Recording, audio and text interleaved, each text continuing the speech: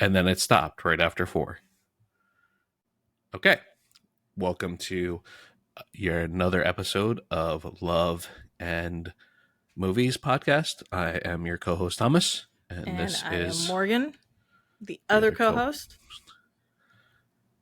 I And we mean, made it. We're doing a second episode, so I guess we liked what we did in the first one. yes. So we talked about the Conjuring in the very first episode. Disclaimer: I said that the Conjuring was PG-13. Clarify, it is actually rated R. So let's get that off the table. I Today would have been we're going. surprised if it was PG-13. I swear it was PG-13, but obviously I was wrong. So here we are. Yeah.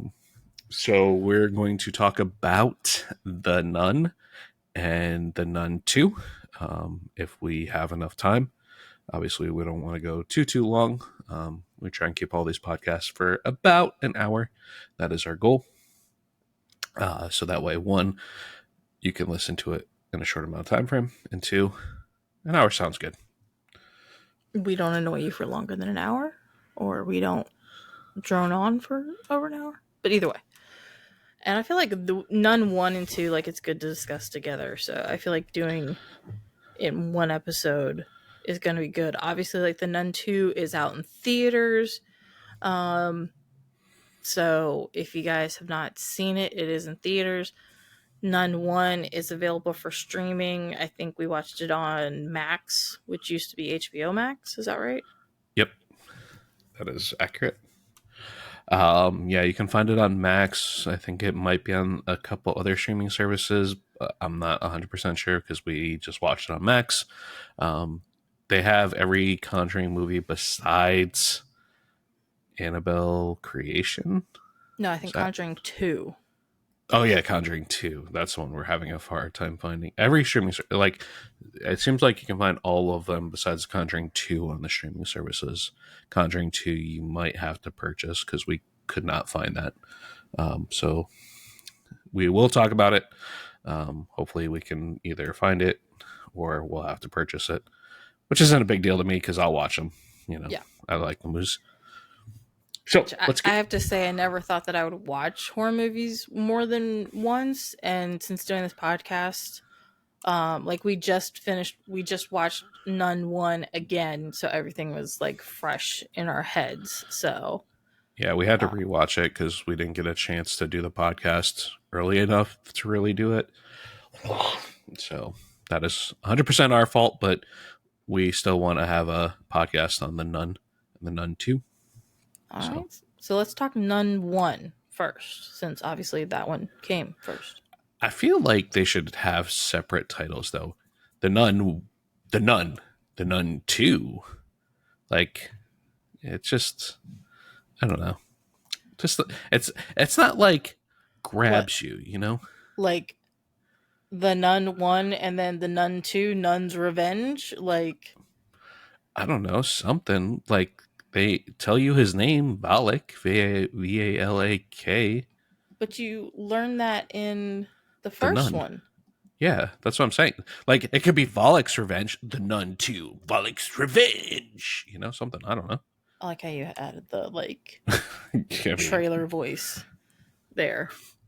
in a theater coming to you, Yep. The Nun 2, starring The Valak.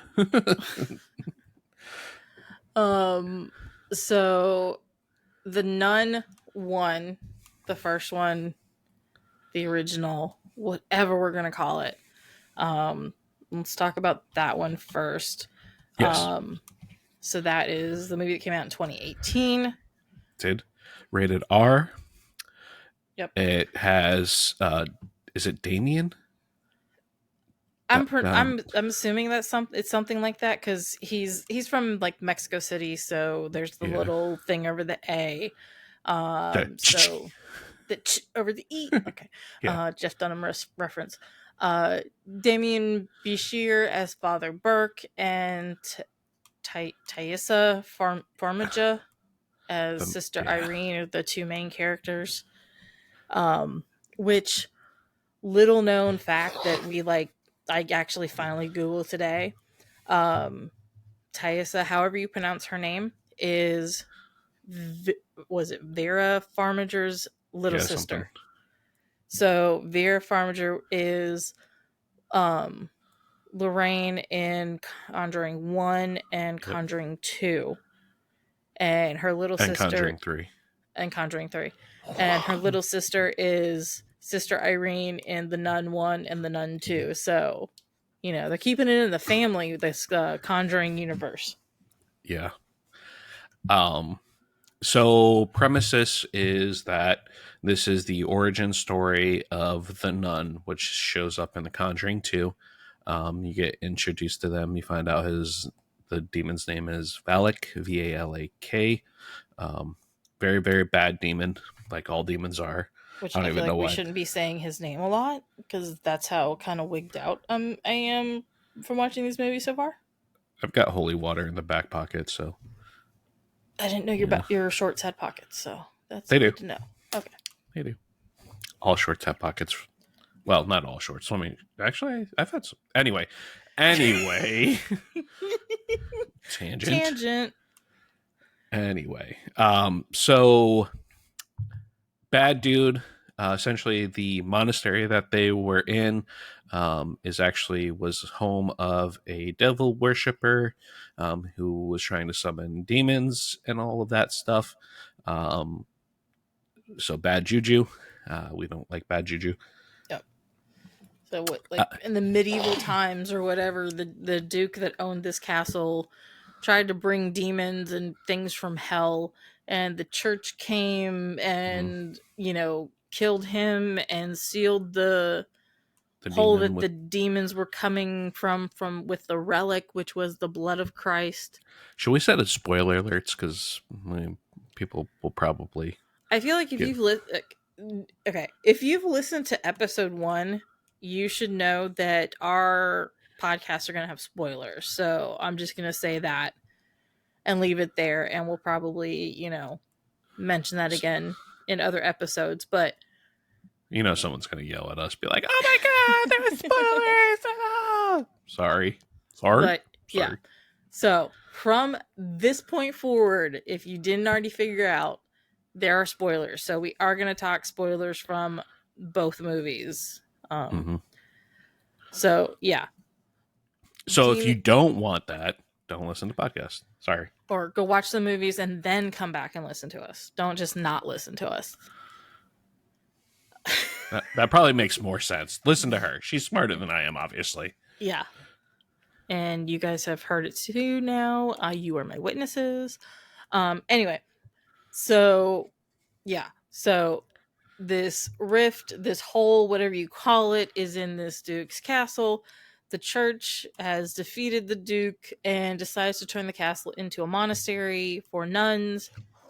And they are fine until like World War One or two, where bombs have put holes in the castle and the hole from hell is now cracked and the I don't think it was demons. actually World War II because it was like 1952. I said one or two because I'm not good with the history.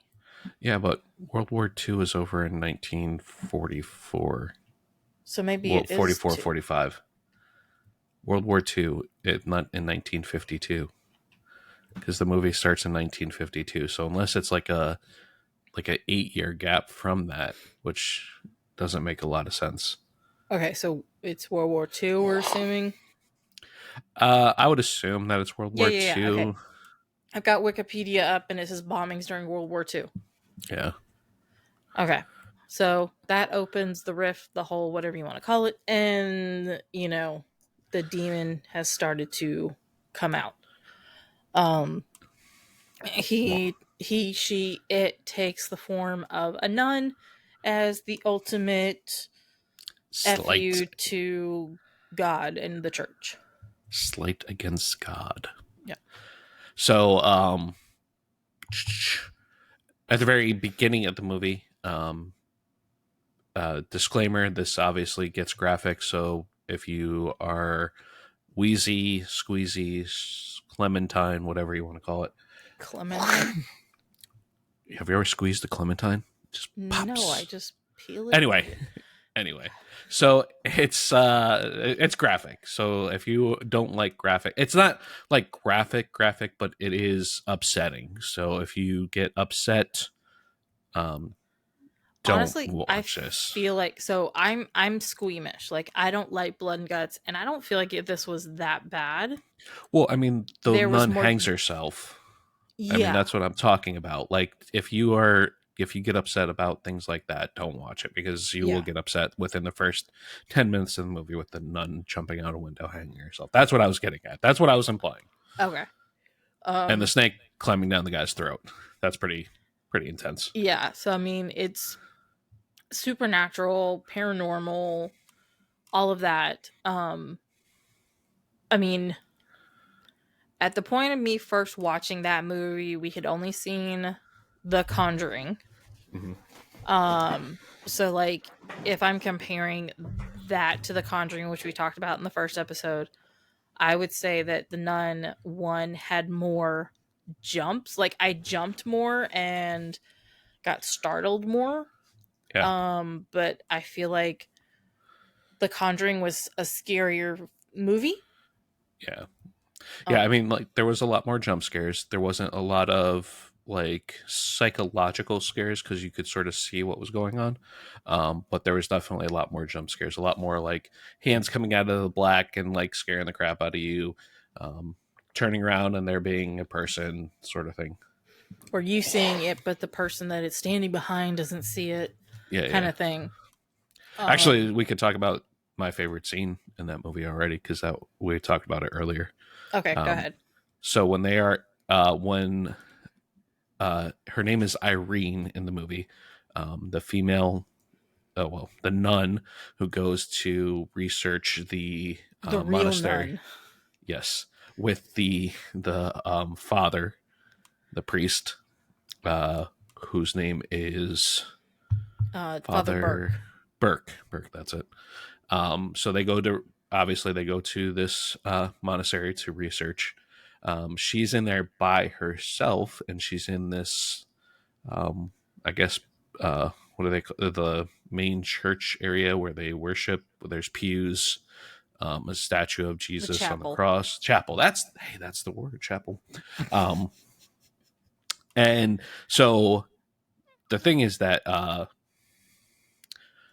there's this cross with Jesus on there, but Jesus has his head essentially blown off, and they assume it's because of one of the bombs that hit. Reality, it's probably the nun, the bad nun, who did it. The Um, demon. the demon. We'll just say the demon from now on. Yeah, I'm yeah. sick of. So the demon probably removed Jesus's head, obviously as a slight. But Irene walks in there. It's dark, of course. It's always dark, and she's sort of looking around, and she's looking at the statue, and then all of a sudden you see this shadow behind the statue. And first it goes to normal figure size, and then it goes taller and taller and taller, and then gets to be about what 10 feet, 12 feet, um, about that height, maybe a little bit more, on the And, wall behind and her. there's thunder and lightning. There's lightning, and that's how you're seeing the shadow on the Yeah, the wall. shadow. And then as the shadow, because the shadow moves, middle screen, and it moves to screen left, and as it moves, and it's not, we talked about this, it doesn't move like a human would. It's very the gate is very sinister, very creepy, doesn't seem like it has the joints that a human would have. And as it's moving, you sort of see this in the shadow, and the shadow slowly comes down To like life into size. life size, and then it comes across completely, so you're facing 180, and it comes across the wall, and there's a mirror right behind her, Behind the and then sister. behind Irene, and it goes into the shadow goes into the mirror, and Irene's standing there, and the figure appears behind in the mirror of the nun, and she thinks that somebody's behind her, so she quickly turns around. Nobody's there, and then obviously got the what the hell, turns back around, and there's the nun and pops out and starts choking her, and it's a great scene because it's like You think You original, know it's gonna happen, but yeah, you don't know it's gonna happen. yeah. Like the setup's amazing because obviously you see this figure and you know it's evil figure because obviously the way it's walking, the way its gait is, um, and you can't look away because you're like, what's going to happen? And obviously you're following the story with it because obviously it gets to the mirror and you think, okay, shit, it's going to pop out of the mirror. Well, once it hits the shadow, it's going to pop out of the mirror, right? No, that doesn't happen. She turns around. Oh shit! When she turns around, then I'm gonna get scared. And it's like, nope, psych. Okay, all right, what's going on here? It's the final gotcha moment. The third she turns, boom, and that's what was really good. And then what like adds to it is, of course, there's more lightning. The cross that you originally see that has, you know, Jesus on it with his head has been removed in some way, shape, or form, then like falls to the ground. Completely collapses, breaks Yeah. apart. So like that's just like the, you know, amp it up. You know, if you're not already scared, hold my beer, check this out. You know? Yeah, But yeah, I mean like the ways that the demon like goes after Father Burke and Sister Irene, it's just like it's I don't know if crazy is the right word, cuz like there's that scene, and then like, and also this is like the first night that they're there. So it's not like, oh, we've been here a week, nothing happens. The very first night they're there, you know, this is happening.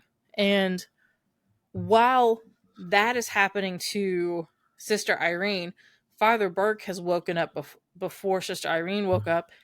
He gets lured out to the graveyard by um, basically the demon taking the form of this child that the father could not save. The child had been possessed, I guess, years ago, and the, you know, father lives with the guilt because he couldn't save the kid.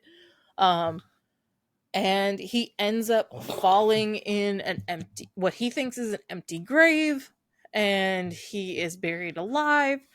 And they've already kind of like foreshadowed in earlier in the movie, they show bells attached to the headstones, and there's a string running down to where the coffin is, because I guess what, no, during it's the true. plague or whatever. Not um just the plague, mostly the plague, but yeah, but I think people would get they, buried alive.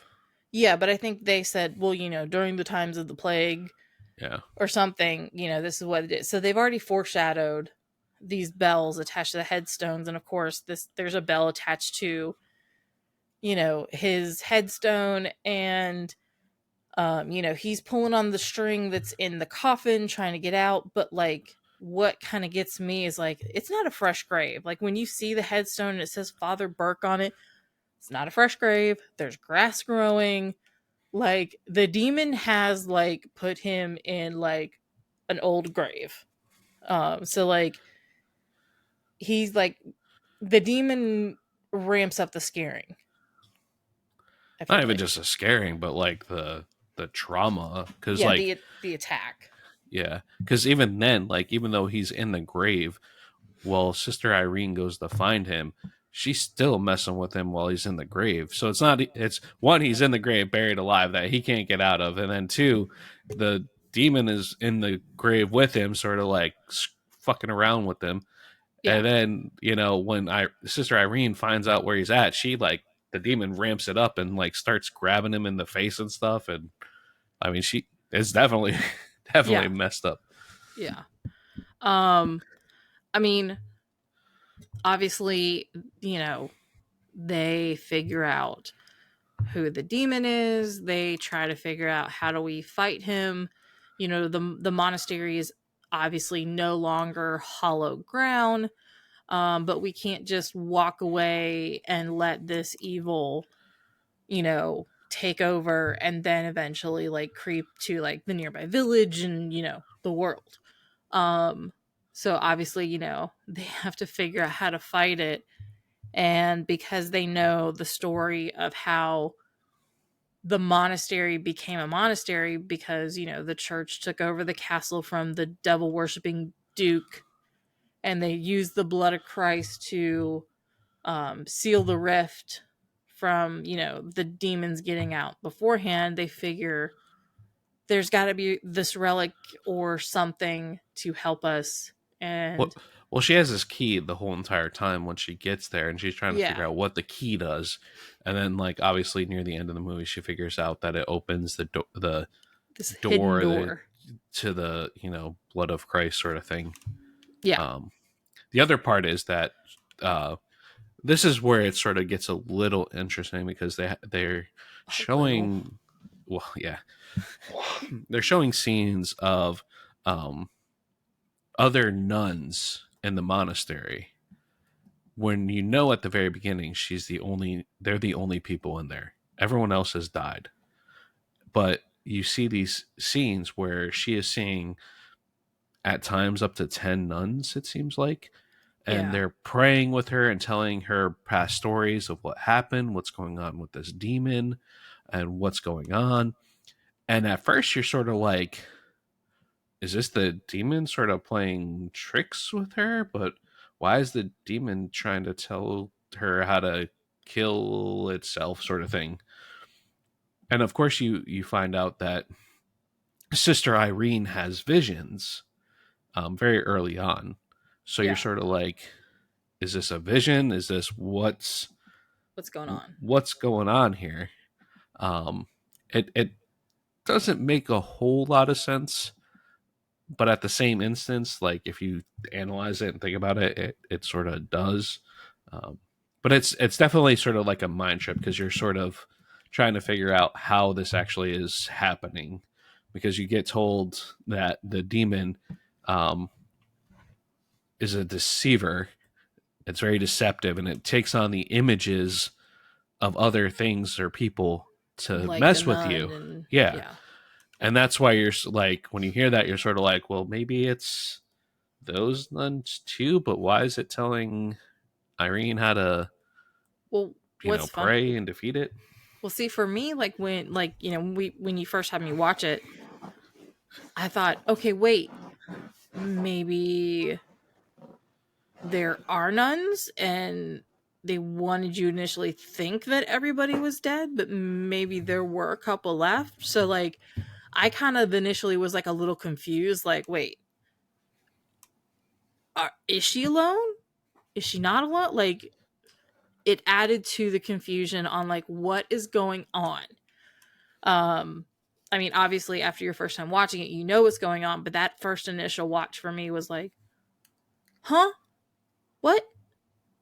So, like that kind of helped with the scare factor, I think, for me Yeah. at least.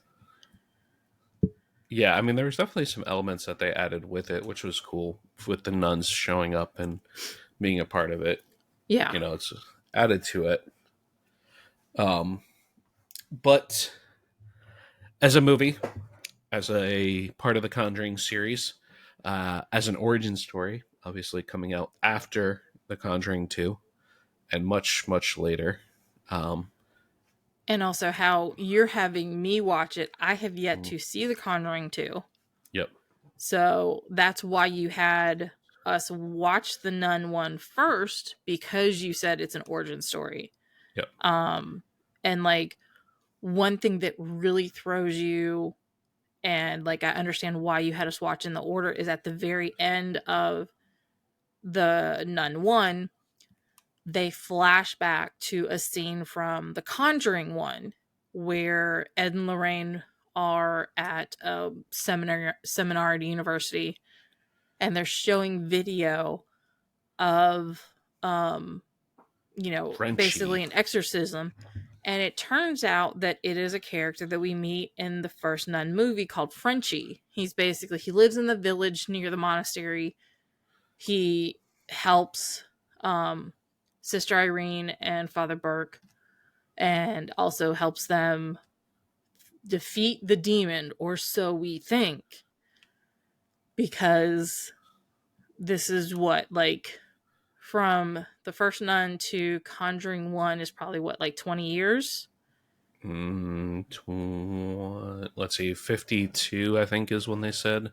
and it was like Um, 70 something. 76 And it's not is when exact they. because they're showing a video, so like the Yeah, video could be a couple years old, but basically like something sometime in the 70s, so 20-ish years yeah. later, they're performing an exorcism on Frenchie. And like that's kind of how they end the Nun one. You're like, whoa. Well, they don't end the Nun one that way. They remember they're leaving on the uh the donkey, the horse and carriage, and they show the back of Frenchie's neck, and he has the upside down cross appear. So they're But I setting up thought then they for. like flash forward Yeah, yeah. to, It's like an end scene. It's yeah, a what is it? End credit scene or yeah. credit scene, whatever. Yeah, they So do that. like during the fight against the demon, um at first you think, at first it looks like Sister Irene has been taken over, the demon has won, which actually happens. Like the demon enters Sister Irene's body. But Frenchie comes to the rescue, and he, so they have found the relic. If you got, like, again, hopefully you've seen the movie if you're listening to the podcast. Um, they found the relic, the blood of Christ. Frenchie sees it around Sister Irene's neck, which my whole thing is like, why didn't the demon after he possessed Sister Irene like rip that thing off and like toss it? He But might not have known. Might not have known what it actually yeah, was. but regardless, like Frenchie like gets some of the blood out and wipes it on Sister Irene's face, which forces the demon out. And so he basically saves Sister Irene's life and then stands in front of her, gets thrown against the wall, and then he falls on the floor, and that's all we see. And then I'm No, thinking you this see, no, you see the snake go into him. not until the end of the movie. You Yeah, don't see it at first. Once you see that he's got the upside down cross on his neck, do they flash back to that scene and you see a snake come out of the demon's mouth and into Frenchie's mouth, which means that the demon has now gone into Frenchie. possessed him. Yep. And then you see Ed and Lorraine Warren 20 something years later show a video of the exorcism on Frenchie. And so like I feel like that made the ending good because it wasn't the like the demon is gone, the world is saved, everybody will be okay. It was like, whoa, you missed something. Like I thought that was like a good. Yeah, they weren't like trying to play catch up with how the demon like comes back for a second time. They already had it set up, sort of thing. Yeah. Which, of course leads us into the The Nun Nun 2. 2. So I think they say what, like 4 years have passed since the Nun 1 and 2 in 1956. the movie timeline. The movie timeline. Um, Irene is in Italy. Italy. she Oh, is full blown nun. she gets. I don't know what the technical term was. She wasn't technically a full nun in the Nun 1, but she does get. She has to take her Her final vows at the vows. beginning of Nun 1, which she actually does before like the final fight with the demon. Yes. So she full blown nun. And was it a monastery or just a It was in the thing? monastery. So in a monastery in Italy. Oh, And yeah, in the Nun 2. She's in a monastery. She's in a, what do they call it? nunnery. That's what A nunnery. Take thee to a nunnery. I don't remember what quote that's from, but it's from a movie. Yeah. Or no, get thee to a nunnery. Sorry, that's the quote. Get thee to a nunnery. It's whatever a nun, like where only nuns are allowed in. Essentially, that's what she's in. Yeah. Because then they Convent. introduce Convent. That's the word, convent. Yes. So essentially, they introduce a new character who is a sort of like what Sister Irene was in the first Nun movie. 1. Same type of situation where the other nun they introduce is that type of nun. I don't know what the technical name for it is. So if whoever's listening, if there's a comment section, you can throw it in the comment section. Unfortunately, I'm not Catholic, nor do I pretend to be one, so I don't know those names. So the other nun, which is Sister Deborah, has Deborah. not taken her vows, her final Yep. vows. So she's in the same position that Sister Irene was at the beginning of Nun 1. Hmm. And to me, she actually seems a little bit more rebellious, like, not sure I want to be here, but Well, it was more of this a is forced where my scenario. family kind of put me. Yeah, her dad. Her dad. Let's just Yeah. say her dad, because you find out later, uh, that her dad is her only parent, and he says, "Oh, well, if you can go into the army, the war, because I think there's another war going on, the Korean War. I think it's 56. You can go be a nun, sort of thing. Well, You can, her brother goes to the army, so yeah. you know. So, um, but unlike Sister Irene was fairly um, devout even when she was in um, when you first get introduced to her as a character, where Sister Debbie is 100% not devout. She's smoking a cigarette, cursing, hasn't gone to confession in like months, sort of thing. Like obviously, like a teenager being rebellious, sort of thing. Yeah. Um, so you get introduced to that character, but you actually the very first scene in the Nun 2 is they are in a um, Church in France. church in France, and um, it's a little kid walking down the stairs with a ball because he's in the church and they're doing They're about to have mass, and mass. he's Yeah. like an altar boy. Yep. So the father, the priest, whatever you want to call him, told him, go get the wine for Holy Sacrament Communion. the wine. Yeah. Um, so the little boy has to go down these stairs, and he's of course got his toy, which is a ball. Soccer ball. It's supposed to be a Yeah, soccer ball. and he puts it down. But like, when you're watching it, of course, because you've seen the Nun 1 and there's jump scenes, there's this dark doorway like to the side of him. And me, like, I'm watching it, like, I'm waiting. I'm like, oh, crap. Something is going to jump out and get the kid. So, like, that was my first thing, was like, oh no, like, 5 minutes into the movie, this kid is going to get killed. But that doesn't happen. The kid is able to get the wine and go upstairs, and they're able to have mass. Now the Nun 2 is a little bit more graphic than the Nun 1. A lot more death. Like you can actually see the killings. They're not just implied. They're actually shown on screen.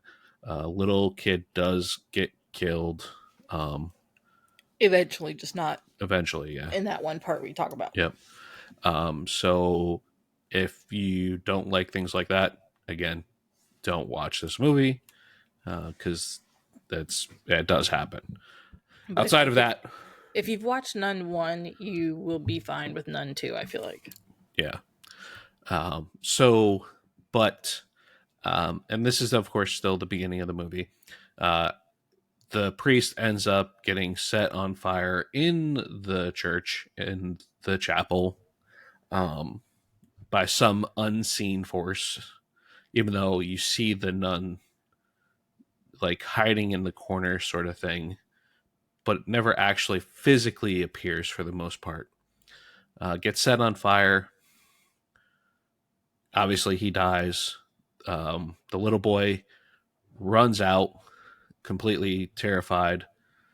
And then they show an image of a man walking out Well, of the they just show the church. shadow. You see him, and he's carrying But you don't. But you like can't a tell tool who belt, it tool is. case. You Yeah, just you see can't. You don't a know who it is. man. You just see a man walking out with a like a old school toolbox sort of thing, and then within that shadowy image, within the background of it, you can see like an even larger image. That's true shadow. Yeah. If that makes any sense. Um, and then of course, the Nun 2 shows up, like the credit or opening Yeah. credits. The opening credit text, whatever you want to call it. Yeah. So then you get into the movie, and then you meet Sister Irene and her um, contemporary, and then all of a sudden, a new bishop comes to this convent and is like, "Hey, we need your help. We need you to go back to. We need you to go to France because some crazy things have been happening.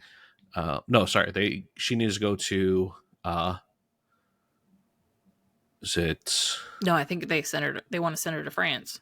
No. She remember she goes to what's it called first? She doesn't go directly to Okay, hold on. I France. got it googled. Palace de Paps, It's or which is in Rome, not I Rome. think. I think it's Romania. no, it's in France. I thought she went to Romania. No, Whatever. she never goes back to Romania, which is where the Nun One has taken place. Um, the Palace de Paps is in France, and she goes there to meet with a librarian That's to. after.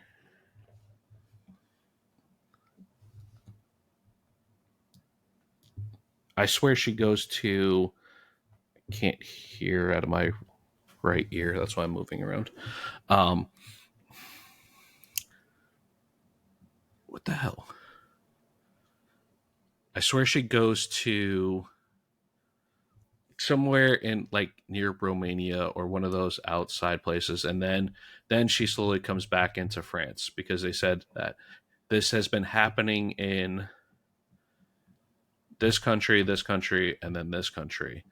And so she starts at the beginning and then works her way back into um, to France because then she meets the librarian because they're looking for the symbol that's on the monk's rosary.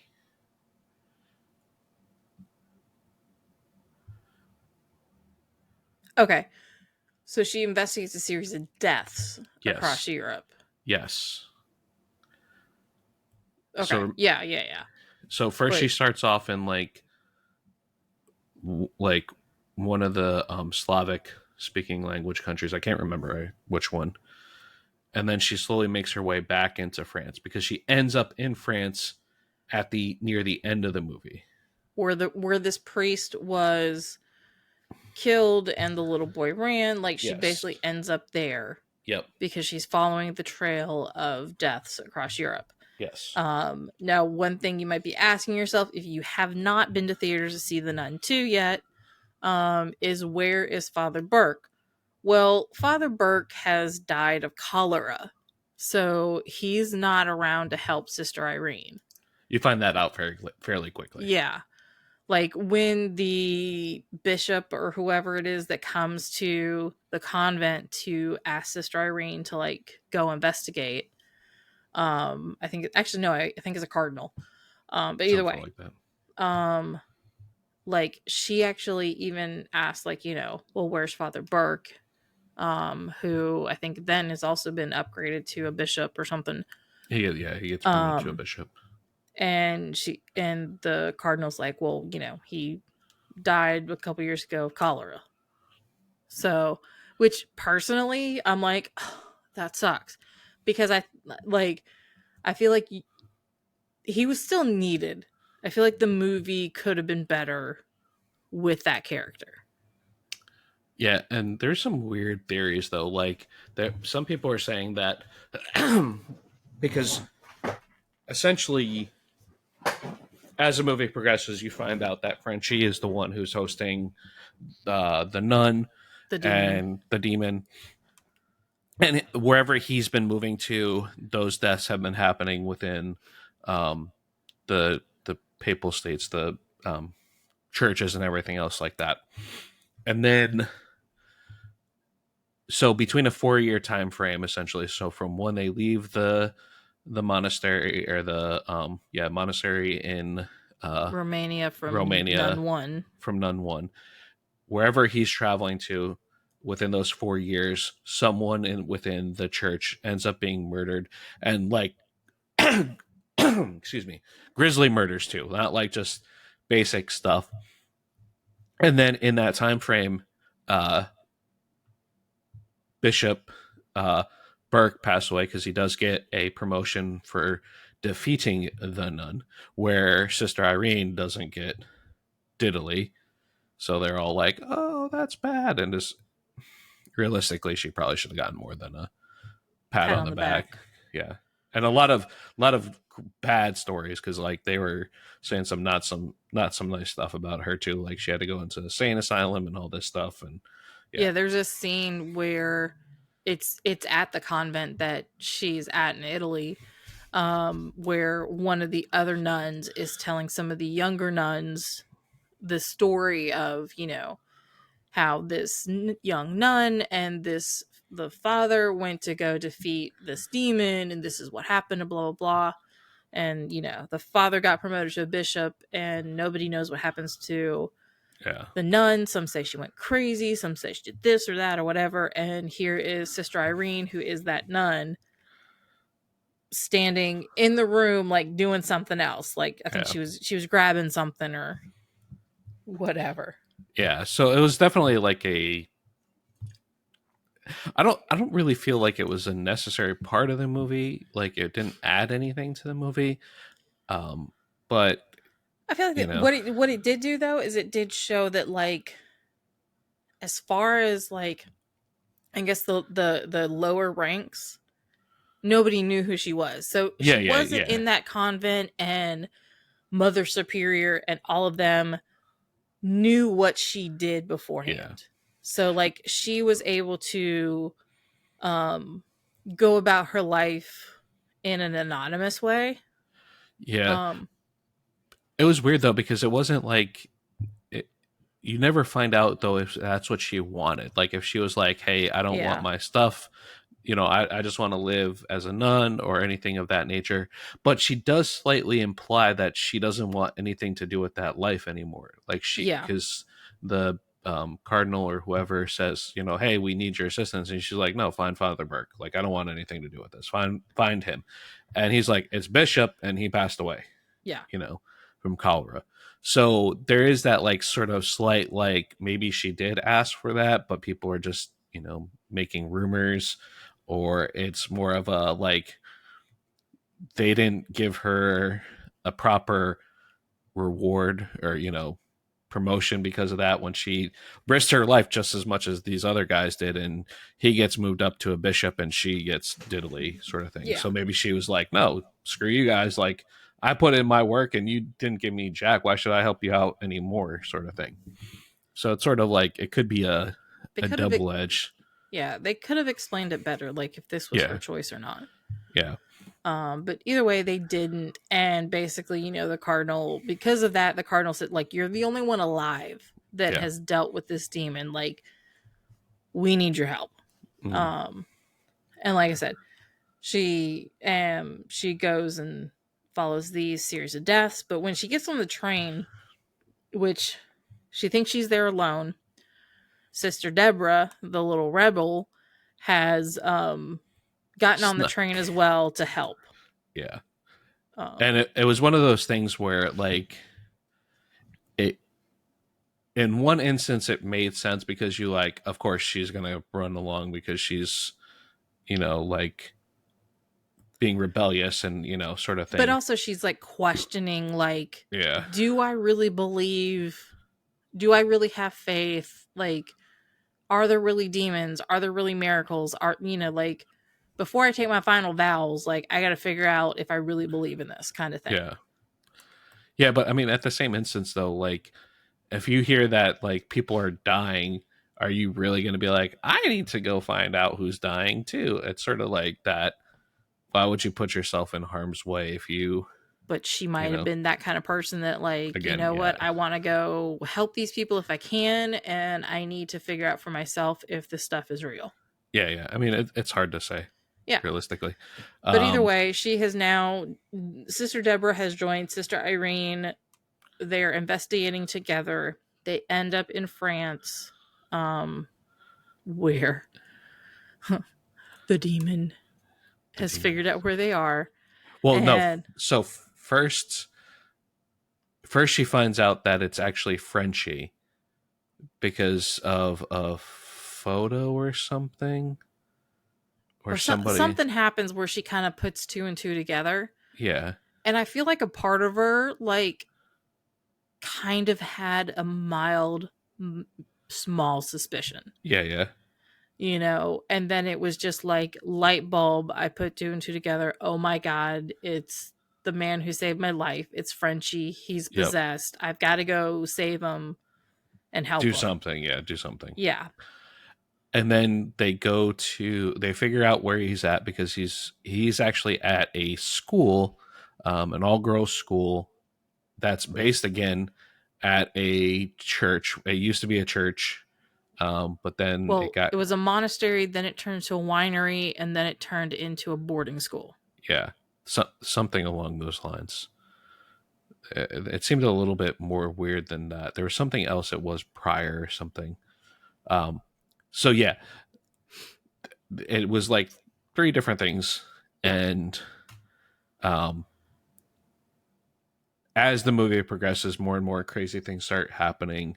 More and more people start dying. Um, one of the little girls starts seeing the nun start One creeping up more and Yeah, one more of the students at the students. school, because Yep. remember, Frenchie is at the boarding school. Yeah, he's a maintenance person, Handyman, maintenance, whatever handyman you want to call maintenance. him.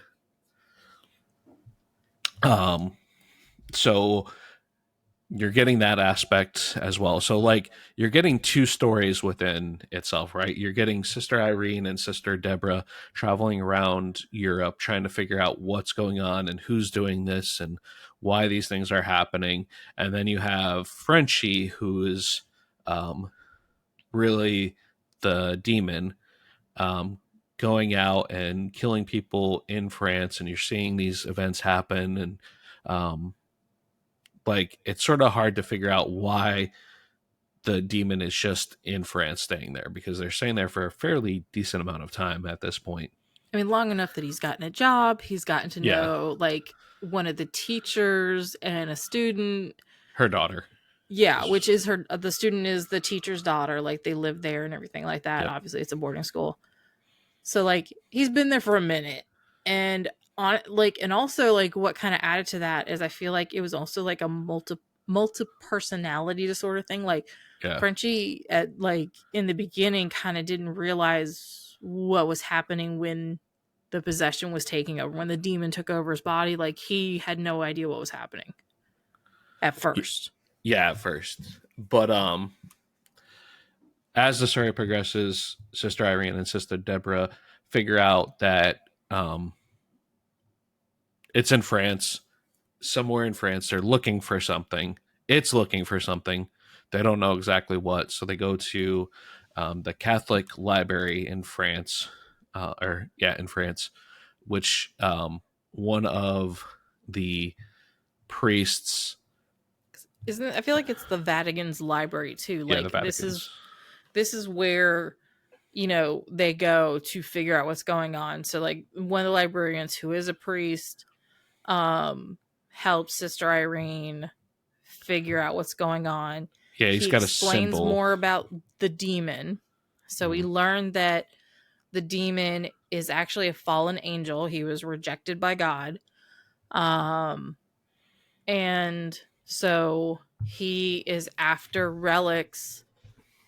I forget if it was either so, like, he could be an angel again, or he just wanted to, like, have that He, power so he could take over. No, actually, no, he didn't want to be an angel again. He wanted, like, the power. he wanted the power to feel like the power that he lost from God so he could feel whole again, essentially. Yeah. But So you find out specifically that he's looking for the eyes of Saint Lucy, Saint Lucy. who St. Lucy is a martyr, Mhm. um, according to my Google search, because I forgot before we started recording. She was set on fire as a pagan and miraculously did not burn, and her eyes were gouged out, but her family recovered them. So they figure out, okay, the demon is after the descendants of St. Lucy Yep. to find St. Lucy's eyes, because this is going to be the powerful relic that's going to help them And then get the power. they eventually figure out that the relic is in this monastery slash winery slash whatever Boarding school. boarding school. Basically, Um, Frenchie's figured out where it is, and he just hasn't found the relic yet. yeah. And so they're trying to figure it out. Of course, they all piece it together. Um, they find the relic, but the nun gets the relic. And this is where I sort of lost interest. Well, So, no, like, Sister Irene and Sister Deborah get there, and they get the relic, but the demon gets it from them. yeah, she takes it from them and uses the relic on itself. And so it gets the power and the uh whatever. I don't know. So this is where I was sort of like, all right, I'm out. Because like from my understanding is that anything holy, which I would assume the eyes of a saint, which had this power, would be considered a holy object, Yeah. would essentially, I don't know, maybe exorcise a demon, even if they tried to use it because it's a holy Burn them, object. something. Yeah, something. Because let's be honest, in the first one, we used the blood of Christ, which obviously is a super super holy object relic, and that cleared out the demon like you're cleaning out your sinuses sort of thing. And, Really? We're I using that analogy? yes, I couldn't think of anything better.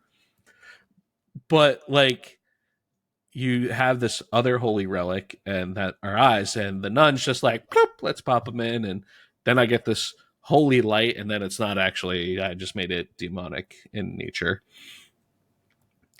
And then right after that, um,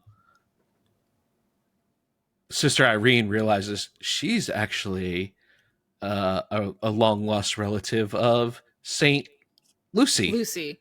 But it wasn't just like that. Like, It was just like that. no, no, 'Cause no. she was. So the demon attacks Irene, tries to actually doesn't I think she tries to set her on fire. She did set her on fire. Yeah, and of course Irene doesn't burn, just like Saint Lucy, and that's how they figure out, oh, she's a descendant of Saint Well, Lucy, which I she doesn't. agree is kind of like, really, you're going there. But she didn't figure it out then either, though, because then okay, so they're Oh, in I thought they the figured it out there. no, so they were in the winery because there's still a whole bunch of wine at this boarding school for whatever reason. They didn't clear out any of the wine. Yeah, there's one building that still has barrels and barrels of wine, which I think would be really dangerous to have at a boarding school, because what's I going to mean, stop those kids from popping it open and drinking? I mean, you're talking casks, like casks. Like there had to be at least 30 casks full of wine. I said So barrels. yeah, I know, but they're called casks. Anyway, Whatever. uh, technicalities.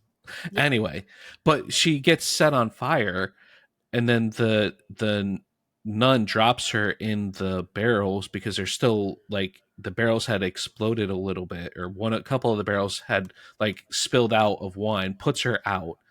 But So then all there's of a now a sudden, pool of wine at the yes, bottom of this room. So because like yeah, the room has like a subfloor or whatever. yeah, So there's now a pool of wine that the demon has dropped Sister Irene in, and her they and Deborah figure out like, okay, let's there well, no, they're separated. You got to put the separation because there's like this spike things that they can't really get to each other oh because of yeah, those yeah. weird spike things. And then Sister Irene's like, she has this weird flashback thing where she sees her mother, and the mom's like, "Oh, you have the same eyes as I do," and all of this stuff. And it's like Then Sister Irene's like, same eyes as I do. Oh, revelation, bell click. Oh, I might be a long lost relative of Saint Lucy. And then she wakes out of this weird semi lucid trance memory state and Vision, whatever turns you want to call it. to, yeah, um, turns to Sister Deborah and is like, let's pray together. In the middle of a demon who's trying to murder them, who's like, let's pray. And not like a 2 second, please God help me, like a full blown out, like whatever they call it. So, okay, if anybody listening that is Catholic or any religion that you do communion, you know there is words of institution, I think is what it's called. Basically, a I don't know. prayer that is said over the wine to turn the wine from just being wine to the Blood representation of of the blood Christ. of Christ. So they are saying that prayer. So they are turning the wine into the representation of the blood of Christ. So they're turning it holy, which then soaks the demon and sends him away. It doesn't just soak the demon. All the caskets blow up Yeah. simultaneously. The room gets flooded with the wine that has been converted into the blood of Christ, which I knew that. Like I knew that's what the representation was, but I didn't know what the technical name for it was. Um, so I knew that. Uh, and then all of a sudden, like the blood, of course, hits the demon, and the demon starts melting and going bye bye. But it was just really, it was too much of plot armor to be like long lost relative of Saint Lucy. Um, Demon gets these eyes which belong to Saint Lucy, and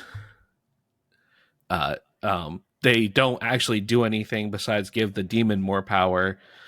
And you can see that like when the little girl actually has the eyes at one point prior to this instance, and she's, I think, praying. I think that's what happens. She starts praying, and then you can see the eyes sort of light up like a brilliant, in the case, bright up, and the demon sort of like screeches away like, ah, no, sort of thing. And Sister Irene does the same thing. She has the eyes, and she sort of forces Frenchie, because it's still within Frenchie, to sort of like get knocked down to the ground. And she thinks the demon's out of him, but obviously it's not. But you can see that it had an effect on it in that aspect. But then all of a sudden, plot twist, demon jumps up, grabs the eyes, and pops them in, right? Yeah. And it's like, what? You literally just show two instances of the eyes being a holy object and doing this, but now we're saying that doesn't count for anything. I So feel that's like why, it wasn't consistent in the right way. yeah, Like I feel like the movie was good up until like the end where it was like, okay, how are we going to end this? Let's just throw a bunch of stuff in the pot and see what comes out. yeah, Like I feel like that's kind of what they did. Like, okay, we're gonna throw the relic of Saint Lucy's eyes. Okay, so let's make Sister Irene the descendant. Okay, so how about plot twist? The demon then gets the eyes. It's like, again, let's throw everything in the pot and see what happens. And it was like, I one was better than two. significantly, which is always the case, right? There's very minimal where two is ever better than one, right? Right. But in this circumstance, it was sort of like they, like the very beginning, like the very first 3 quarters of the movie, I thought were actually really well done. Like you Yeah. had these interesting subject matter, you had like a new character with a new character arc, integrating. More than one new character if you think about it, Yes, because you there was had three. the Sister Deborah and that Mm, whole rebel, do I become a nun, do I don't think. You've got the teacher and her daughter who's a yep. student, and is the teacher falling in love with Maurice, and is Maurice falling in love with the teacher, and how is that going to work because he's possessed? Yeah. So there's all And these arcs. the daughter's getting bullied by other students there, well, three specific little brats. Of course, Um, there's always mean girls at any school. So yes. So, but like there was enough like character development and um character flaws and things that were actually like making sense, that were like I sort of want to know more. All yeah, right. Or even in my case, I was sort of like, I hope these three little girls get the shit end of the stick. But I mean, you know, because they were brats. They were legitimate yeah, brats. And so you're sort of like you want to see what happens, because there is an element of mystery and where it's going to go and what's happening. And the scare elements were good, because they weren't like every 5 seconds there was a scare element. It was like there's plot, there was character development, then there was a scare, yeah. plot, character development, then a scare. And I mean, it kept switching back and forth. And so it was a very good, you It know, kept you interested. yeah, on that front. Yeah, But then all of a sudden, once they introduce St. Lucy, and you're like, oh, the demon's looking for St. Lucy's eyes, that's when I was sort of like, why? Why would the, you know, like, I thought like, oh, it's going to destroy them, because obviously it doesn't want something out in the world to be able to, like the blood of Christ got him. you know, kill it again, essentially, or send it back to hell again. Not that, oh, it wants it for its own, you know, power, because it used to be an angel and now it's going to use it for bad. And it's like, but I it's a mean, holy relic. I was okay with like the whole Eyes of St. Lucy and here's this relic, and because you've always got to have a weapon to use to try to fight the bad guy. Yeah. But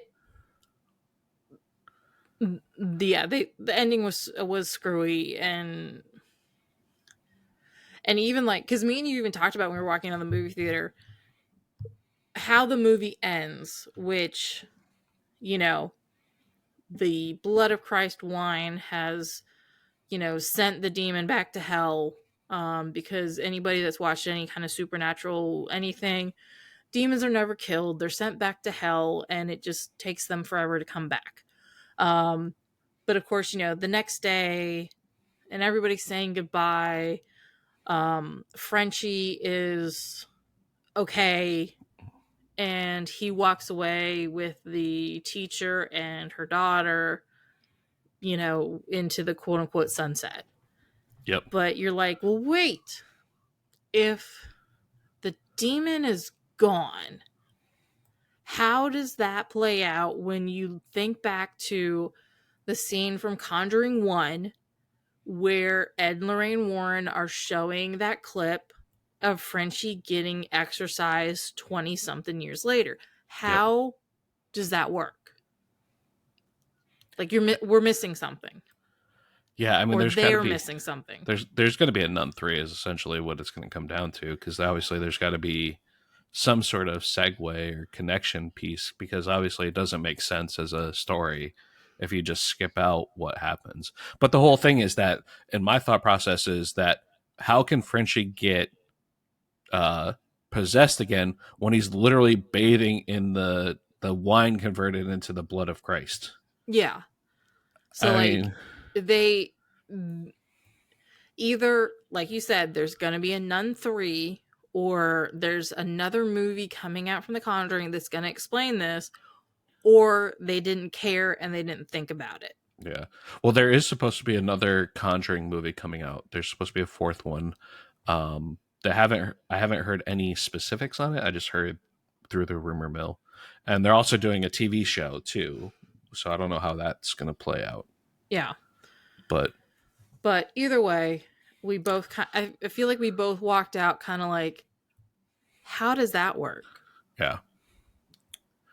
So on a scare factor, because obviously it's a new movie, on a scare factor, I would rate it. I would rate it three ghosts out of five. Just because of the fact is that there was a lot of creepiness going on with Frenchie being the demon, and there him doing some weird, spooky, crazy stuff. Like there was one part where he's standing up against the church doors, just sitting there, sort of like banging his head up against the door, and Which um, reminded me of Conjuring 1 with the yeah, little girl banging her head against the dresser or the wardrobe. yeah. And when the goat man, like they showed the goat man, sort of like coming through the building near the end, that was pretty creepy and pretty cool. Yeah, Um, there's a stained glass in basically a should be a condemned part of the boarding school that was probably like an old chapel or some kind of like it was an religious old part. chapel. But in their stained glass, there is a goat, which anyone that has gone to a church, you don't see a lot of goats in the stained glass in religious buildings. But a certain time of day, the light hits the goat's eye just right that the eye glows red, Yep. which of course is total foreshadowing. You know something's going to happen. And there's one point because like the mean girls have told the daughter, the teacher, this when they're bullying her. And of course the daughter and the mom and I think Sister Irene or Sister Deborah or both of them Both of them. are trapped in the chapel. And this is also how they figure out where the relic is. But either way, like the daughter tells the grown-ups about The the goat goat. man. And then The devil. That's yeah, what I mean. It's the they devil. turn their backs and then they look back at the stained glass and the goat is gone. The goat has come to life and it's this goat man, which was pretty scary because it actually goes after It goes after uh the kids. it The goes after kids. other kids that are asleep in the boarding school. And you hear it throughout the church because it's obviously the Hooves. hooves Yeah. on the wood floor, and you hear it, and the kids are like, "What's going on?" And then it charges in, and it's crazy. It's Yeah, cool though. yeah, yeah, It's yeah. it's a cool scene. And then they do kill off the head mother, whatever. What do they call it? The headmistress. Headmistress. I was going to say that, but I didn't think that was accurate. Yeah. They kill her off about halfway through the movie, but they show the at the very beginning or near the beginning these little girls being jerks, and they release cockroaches into the head mother's office through one of these hidden vent systems, like air vent systems, and Well, so they. we don't want to tell them everything. I want to tell them this part because this part's cool. So they go, they try and escape through it, right? And this is the headmistress's office, and she's standing in the corner, Like just she's standing in there. timeout. Like Yeah. her face is in the corner. Yep. All you see is her back. And it's one of the brat girls who like goes in there first, and she's like, she comes back into the other room, and she's like, "We can't go in there." And she's like, "What do you mean?" She's like, "The headmistress is standing in the corner," and everyone's like, She's "What? The dead. headmistress?" She's no, that's not. All of a sudden, her arms come out shooting through and grabs the little girl and just pulls her back. Like It's so that. good. It's so good. So good. Yeah. Like you knew it was happening, but still you're like, oh my god. So good. Okay, Okay. so 3 out of 5 ghosts because it was scary. There was scary elements. It did make me jump in certain things. I wasn't like petrified of it, but I did was like, oh crap, that's a good one. Um, I think so. What do you think, Morgan? I'm trying to remember what I rated The Conjuring 1 at. You said 3. I said 3. Yep, you said 3 out of 5. So I would say just purely how many times I jumped, how many times I got like, oh my god, something's coming out of the darkness. Nun 1 I would give a 2 and Nun 2 I would give a 3 out of 5. Gotcha. I still like The Conjuring 1 Mhm. over both of the Nun movies. Nun 1 is better than Nun 2. Agree. 100%. So, Um, like, if you could take out the last part of the Nun 2 and, like, completely did the ending, I think the Nun 2 would have actually probably been a little bit better than the Nun. I mean, Um, you're just left confused because yeah, if you are following the Conjuring universe, you're like, no, like Frenchie is still possessed 20 years later. This is not a happy ending. Like, what? no, We're missing something. So yeah, like that kind of totally messed it up. yeah. So, obviously, we watched the Nun 1 twice. Well, you watched it twice. I've seen it like 3 times now. Um, would you watch the Nun a second time to do a recap? Or would you just be like, nope, I'm good. This is it. I'm No, happy I'm with good. I'm good. this is my rating. I'm sticking to it. Don't want to watch it again. Yeah, like I'm good. Would you do the same? Because I didn't get it. I didn't ask you that for the Conjuring. Would you do that for the Conjuring? Say like we want to do a recap episode like a year later and be like just to refresh. And would you do it with the Conjuring? I would watch The Conjuring again, but like what we talked about in the first episode, um the reason that we kind of started with The Conjuring is we watched paranormal Yeah, yeah. shows already, and we knew of Ed and Lorraine Warren and their work in the real world. Um, so like, yeah, I mean, I would watch the Conjuring movie again over either of the Nun movies. Yeah. And And that's I'm not even like a recap thing. Like, if you were like, I really want to watch The Conjuring again, I'd be like, okay. But yeah, if yeah. you're like, I really want to watch The Nun or The Nun 2, I'd be like, um, I don't really feel like it. Like, I rather go in the other room and read a book or play games or basically, I'd Something rather find else. something else to do. Yeah, it makes sense. Yeah. I agree. I mean, I'm okay. Like with watching the Nun 3 times, I'm okay. Like I probably won't watch the Nun again unless like I do what I normally do, which is I do marathon movies. Like if I watch one and there's multiple within it, I've got to watch all of them, sort of thing. Outside of that, I wouldn't be like on my top, watch list. Now, I mean, again, like, so our game plan is to watch The Conjuring 2 next. Yep.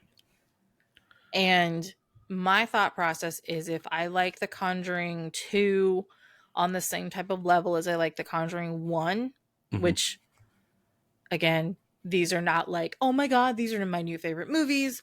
But if I like The Conjuring 2 at the same level as I like Conjuring 1, I'd be like, okay, we can do a marathon. We already know what's happening in The Nun 1 and 2. We can skip those and just watch the actual Conjuring Yeah. movies. Yeah, because realistically, like when we get to Annabelle, I don't like. I think it'll be a one and done for you for Annabelle. So, and here's I honestly am not looking forward to in any way, shape, or form watching Annabelle. yeah, Like if like honestly, if you would say, you know what, it's not really like vital or worth it, like it has no presence really in the Conjuring universe, we can skip them. I'd be like, okay, cool. but it does though. It's essentially like I know. it's like the rise to fame for Ed and Lorraine Warren. It's sort of like I what know, put them but really on the map, sort of say. I know, and for the sake of the podcast, I'm willing to watch them, but I really don't want So, to watch creepy doll movies. so if it makes you feel any better, I've only seen one of the Annabelles, and that was Annabelle. That I doesn't. didn't. Okay, the only thing that's gonna make me feel better is if you say, you know what, we can skip them. That's the Oh only thing that's no, gonna make me feel no, we better. can't skip them. We have to watch them. So We you have to. saying I've only seen the movie once does not make me feel any But I'm better. going in. I'm going in with like the same. Like I don't know what's going to happen. I'm in the same boat as you are. We're going to watch it for the first time together, and then we'll have the podcast, and we'll, you know, But here's the thing. So like this is gonna sound like anybody that knows me is gonna this is gonna make me sound like a complete baby. Obviously we've already talked about like I'm a huge Disney fan. I do have like some stuffed animals on a shelf. Um I actually have even, because I have anxiety, have a weighted plush of Pua from Moana. I don't want to like It's not look the at my same type of stuffed doll. animals and be It's not. like, "Are you okay? Are you gonna attack me in the middle of the It's not night?" that. Like, It's one of those creepy old like ceramic dolls that like old people like back in the 60s liked in the yes, but 50s. also like, so um and I feel like I'll bring this up again when we talk about Annabelle. So my mom had a stuffed leopard when she was a kid, and she still had it in the house growing up, and she probably still has it. Like, it's probably in her closet or in the attic or somewhere. But it had eyes that glow in the dark. That can be And creepy. yeah, I remember in one of the houses that we lived in growing up, um my room and the guest room were across the hall from each other, and sometimes I'd go into the guest room because this is the 90s where there weren't laptops, so that's where the computer was to connect to AOL. um Aging myself. But anyway, if I went in there in the middle of the night, this leopard was sitting on the TV that was in that room, and sometimes I wouldn't think about it. Scare the shit out of yourself. I'd look up and be like, "Oh my god." So like, when I'm thinking Annabelle, like, I'm thinking about that leopard. Like, not that I You're thought that leopard ever came to life and was going to claw me in the middle of the night, that poor leopard. which we now need to ask my mom where that Oh, leopard you is. probably don't want to know where that is because you'll freak yourself out. You'll be like, nah, no, Well, no, like, that's the only thing I can think of, like, in relation to my own life that would come close to Annabelle. Like, You don't remember when we were reselling and I bought those creepy dolls and you hated me until we finally sold them? They were like in the boxes still. They actually had like legit names. the porcelain doll.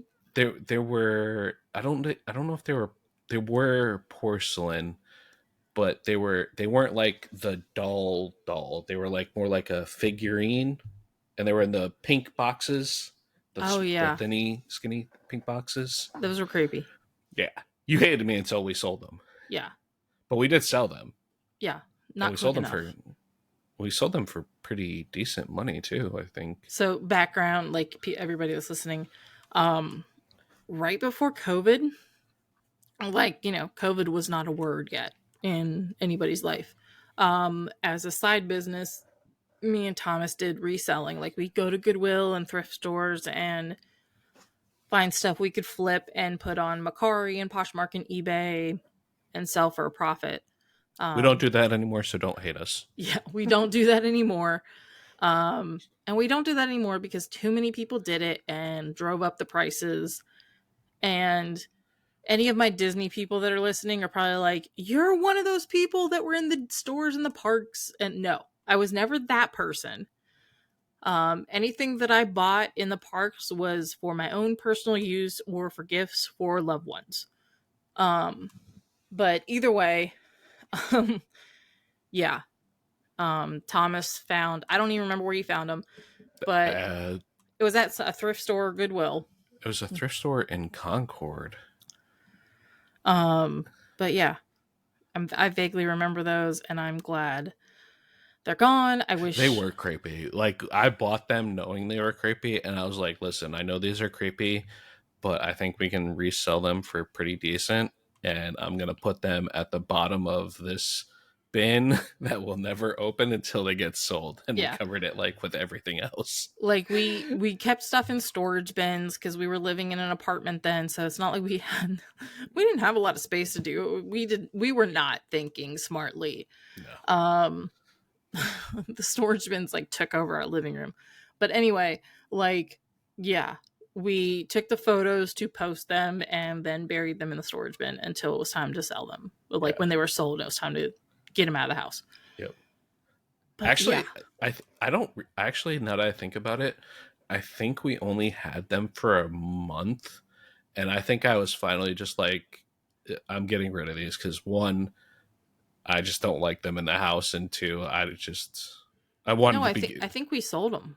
No, we did sell them, but we like it wasn't like I sold them for like hundreds of dollars. I think I sold them for like $5 or $10 more than what we purchased for them, just because I wanted to get rid of them. I was just sort of like, the next offer I get on these things, they're gone, sort of Yeah, thing. I just want them out of here. Yeah.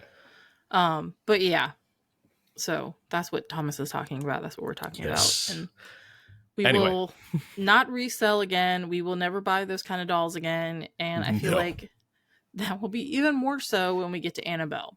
But either way, next movie on the list is The Conjuring 2, which as of right now is not available on a streaming service, so we will probably be purchasing it and watching it. Yeah. So I think after The Conjuring 2, we might take a minor break because I feel like with The Conjuring 2 is a good place to stop, just as a temporary measure, because realistically, even though Annabelle is in the Conjuring universe, it's not like it's a direct tie-in. So like The Conjuring ties into The Nun, obviously The Nun 2 ties in as well, but The Conjuring 2 directly ties into The Nun as well. So like you can watch, they all have like segues into it, where like The Conjuring segues into Annabelle, but The Conjuring 2 doesn't really segue as well from the last time I've seen it, which has been a little while. So that could be wrong. I know Annabelle, anytime in, no, because in the third, never mind. Yeah, so we'll do that. I think that's a good place to have a little bit of a break, Well, allow us here's to. a question for anybody listening. We've kind of had this conversation of like the episodes that we do that you guys listen to. Would you rather us like like we're going to go through the whole Conjuring universe and then move on to another movie, another genre, another something. Or after we do The Conjuring 2 in the next episode, would you guys be okay with us going to a different movie? Basically going to a different movie universe. Be it a comedy, an action, a fantasy, a sci-fi, like whatever. If you have an opinion, shoot us an email at loveandmoviespod@gmail.com or hit us up on our Instagram or Facebook page. You can always join our Discord, Love and Movies on Discord. You can always join there. I will try and include a permanent link in the description, so that way you can always join off at that link, and you can always like have a actual live discussion on movies, what we're watching, any suggestions you may have about what movie we should watch. Um, we would take all suggestions. We might not watch the suggestions, but we will take them. We'll So take them into consideration. that's the word I was looking for. So Like, what? you make it sound like we're gonna like look at the messages and be like, yeah, that's silly. We're not gonna do that Yeah, next. Like, we'll consider every yeah. I mean, suggestion. like we'll like if you suggest something that like neither one of us has any interest watching, obviously we'll tell you why. We won't just like be like, no, I'm not watching that. Just we'll explain why we won't watch it. But that doesn't mean that just because you suggest it means we're going to watch it either. That's what I Yeah. was trying to imply. So, but we've gone significantly over time, so I do apologize for that. But if you have listened to the end, thank you so much. We greatly appreciate it.